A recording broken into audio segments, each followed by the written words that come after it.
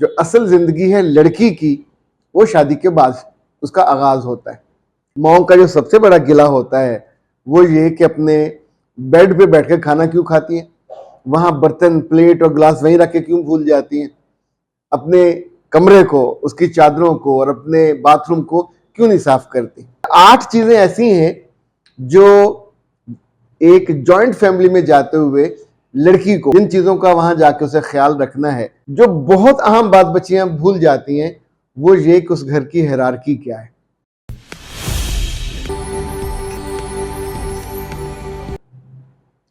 बिस्मिल्लाहिर्रहमानिर्रहीम। खातिन हज़रात, नए व्लॉग के साथ मैं हूं अख्तर अब्बास और आप सबको मेरा सलाम पहुंचे। शादी से पहले बिल्कुल और जिंदगी होती है, इसे आप बचपना कहिए, खिलंड्रापन कहिए, लड़के और लड़कियां दोनों। लेकिन जो असल जिंदगी है लड़की की, वो शादी के बाद उसका आगाज होता है।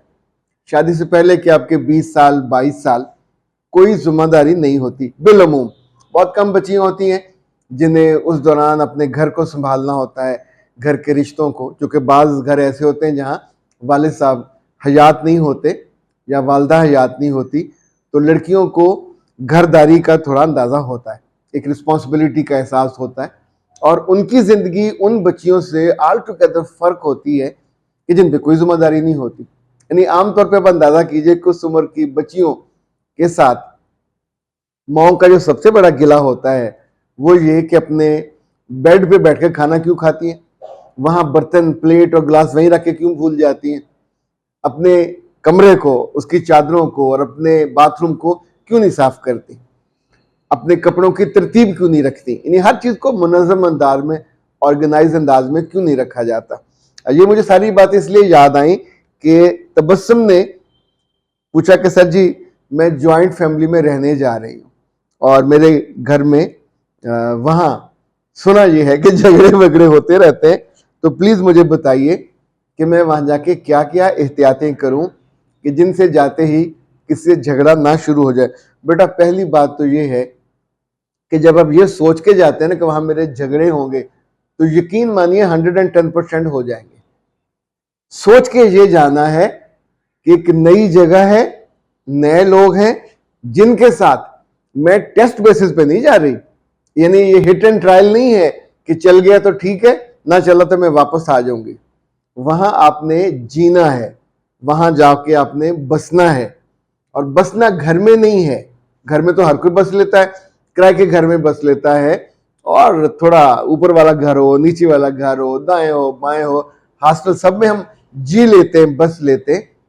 पर ये जो जॉइंट फैमिली वाला ससुराल वाला घर है, इसमें तो जाके आपने कुछ लोगों के दिलों में बसना है। You need to create the place and space for your own personality. उनके दिलों में जितने घर मैंने टूटते देखे हैं, कभी उनसे पूछता हूं कि जब तुम आ गए या तुम्हें उसको निकाल दिया, तो उस घर में किसी एक ने तुमको याद किया, किसी एक ने वहां से तुम्हें खबरें दी, किसी एक ने वहां से तुम्हें फोन करके चाहे खुफिया तौर पे कहा कि आई एम मिसिंग यू। पर आमतौर पे ये होता नहीं है। इसका मतलब है मजमूई तौर पे जितना अरसा वक्त आपने वहां गुजारा, वो इस काबिल नहीं था कि वहां कोई भी उसको वजन देता, वेट देता। इसी वजह से आपके आसपास इतनी खालीपन और इतनी खाली जगह पैदा हो गई कि उनके दिलों में जगह ना बन सकी, उनके घर में जगह नहीं बन सकी। अच्छा, 8 चीजें ऐसी हैं जो एक जॉइंट फैमिली में जाते हुए लड़की को, जितनी मर्जी पढ़ी लिखी हो, आई रिपीट, जितनी मर्जी खूबसूरत हो, जितनी मर्जी खानदानी हो, जितनी मर्जी बड़ी अफसर हो, जिन चीजों का वहां जाके उसे ख्याल रखना है, उसमें से अगर आप तरतीब से इन चीजों को याद रखें, तो सबसे बड़ा तो यह है कि उस घर के रस्म रिवाज क्या है, ये कैसे पता चलेंगे। या तो पहले पूछते रहिए, या उस घर में जाने के बाद बिल्कुल जो साइलेंट ऑब्जर्वर होता है उस तौर पे। आपने कभी देखा फौज जब लड़ती है तो एक उनका दरख्त पे चढ़ के, ऊंची इमारत पे चढ़ के वहां की खबरें लेता, कौन कहाँ। तो ये आपको धीरे धीरे उस घर के बारे में, उस फैमिली के बारे में इल्म होना चाहिए। दूसरा ये, उनकी पसंद और नापसंद क्या है। जब आप उससे बेखबर होते हैं, हमेशा गलती करते हैं, उसको जानना चाहिए उस घर में क्या किसकी पसंद है, किसकी नापसंद है, उनका मिलना जुलना कैसा है, उनका मिलना जुलना किन से है, रिश्तेदारों से आमतौर पे नहीं होता, मोहल्ले वालों से है नहीं है। जो उस घर में जिठानी या देवरानी या नंद है उनके अजीजों से मिलना जुलना है या नहीं, उनकी टोटल कायनात या टोटल जो रेंज है वो यही होती है। अच्छा, इसको मिलना वर्तना थोड़ा मुख्तलिफ होता है। मिलना जुलना अलग है, पंजाबी में कहते हैं मिलना वर्तना। लेन देन में कैसे हैं, मेहमान आए तो उनके साथ क्या सलूक करते हैं, किसी जगह जाएं तो खाली हाथ जाते हैं, कुछ लेके जाते हैं, आने वाले मेहमानों को, उनके बच्चों को कितने खुश दिली से ट्रीट करते हैं, ये सब मिलना वर्तना में आएगा। इस तौर पे घर के काम काज में क्या रिवाज है, किसके जुम्मे है, क्या किचन माँ के पास है, भाभी के पास है, बहन के पास है। जो बहुत अहम बात बच्चियां भूल जाती हैं वो ये कि उस घर की हायरार्की क्या है।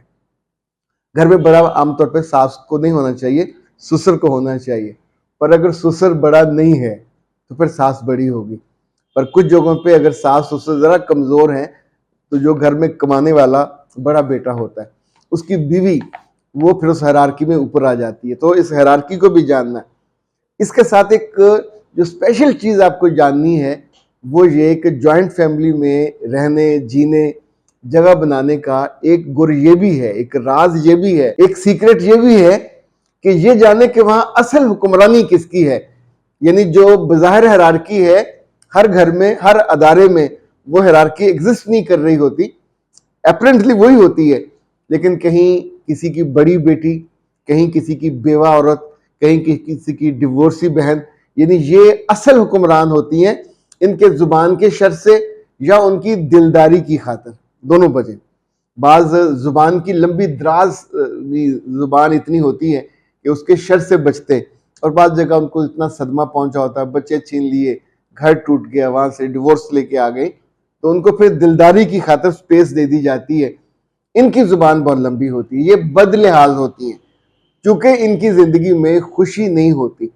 मैं इनको कहता हूं कि ऐसे घरों में लड़कियों को ज्यादा दिक्कत होती है जिस घर में कोई डिवोर्सी या रूठ के आई हुई मुश्किल रहने वाली औरत हो, क्योंकि वो अंदर से रूह तक नाखुश होती है। तो वो दूसरों की खुशी को मारे बांधे तो बर्दाश्त कर लेगी, लेकिन वो उस खुशी को पनपने नहीं देती। वो हर काम ऐसा करती है और जानबूझ के करती है कि जिससे खुशी कम हो।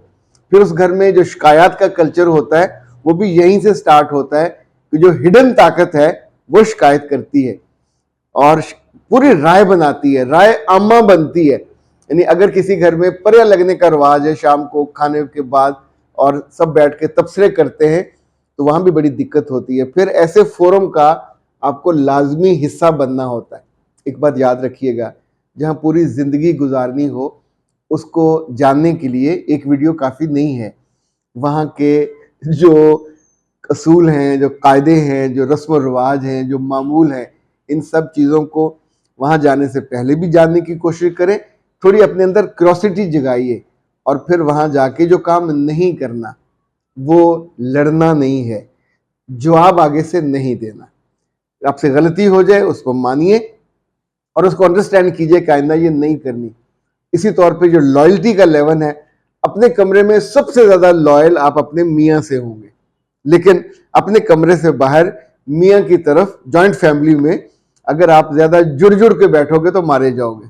अगर उसकी तरफ मुस्कुरा मुस्कुरा के देखोगे तो भी मसला खराब हो जाएगा। तो बाकी फैमिली वालों के सामने, बहन भाई और माँ बाप के सामने आप अपने मियाँ से थोड़ा डिस्टेंस रखेंगे, मुस्कुराहट को भी संभाल के रखेंगे और जिन लोगों को वो मिलना चाहेंगे उनसे मिलेंगे। आप खुद फरमाइशें नहीं करेंगे कि फलां के घर फलां के घर। तो जॉइंट फैमिली में जिन बातों से आपका दिल दुखे फौरन अपने मियाँ के कान में मत उंडेलिए, उसको एब्जॉर्ब करना सीखे। जितना ज्यादा आपका जिस्म, आपकी रूह ब्लॉटिंग पेपर की तरह चीजों को एब्जॉर्ब करना सीखेगी, उतना एक जॉइंट फैमिली में आपकी जिंदगी बेहतर, महफूज और खुशगवार भी हो सकती है। पर यह एक मुश्किल सीखने की चीज है। हमारी बहुत सी वीडियोस इस पे हैं, उन पे भी देखिए, लेकिन ये हमेशा टेलर्ड, इसमें आप काउंसलिंग भी ले सकते हैं, लाइफ कोचिंग ले सकते हैं, ताकि आपकी जिंदगी का ये जो रुख है यहाँ से तत्ती हवा ना आए। अख्तर अब्बास को दीजिए इजाजत। अस्सलाम वालेकुम।